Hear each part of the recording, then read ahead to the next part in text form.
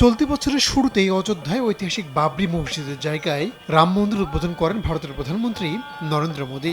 লাখ লাখ হিন্দু ধর্মাবলম্বী মানুষের বিশ্বাস রামের জন্ম হয়েছিল এই জায়গাটিতেই।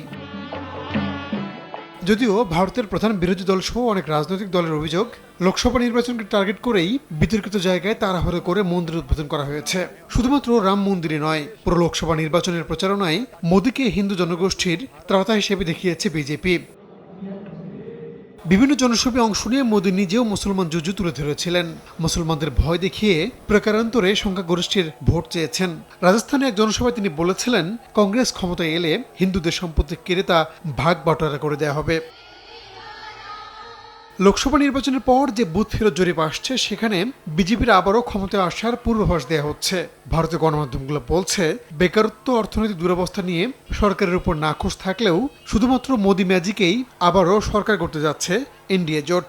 এমনকি গত দুইবারের চেয়ে এবার বেশি আসন পাবে জোটটি বলে দাবি করা হচ্ছে। রাজনৈতিক বিশ্লেষকরা বলছেন, নির্বাচনের কৌশল হিসেবে বরাবরের মতোই ধর্মকে হাতিয়ার করে প্রচারণা চালিয়েছে বিজেপি ও নরেন্দ্র মোদী। হিন্দু ভোটারদের মন জয় করতে নির্বাচনের শেষ দিনেও মন্দিরে গিয়ে ধ্যান করতে দেখা গেছে তাকে।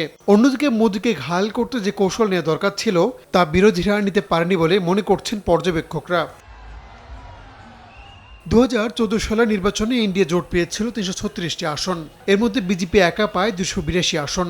অন্যদিকে ইউপিএ জোট পেয়েছিল 60 আসন, যার মধ্যে কংগ্রেস 44টি আসনে জয় পেয়েছিল। এরপর 2019 লোকসভা নির্বাচনে এনডিএ জোট 352 আসনে বিজয়ী হয়। বিজেপি পায় 303টি আসন, বিপরীতে কংগ্রেস পায় মাত্র 52টি, আর ইউপিএ জোটের আসন ছিল 91টি। রাহনুল রানা, সময় সংবাদ।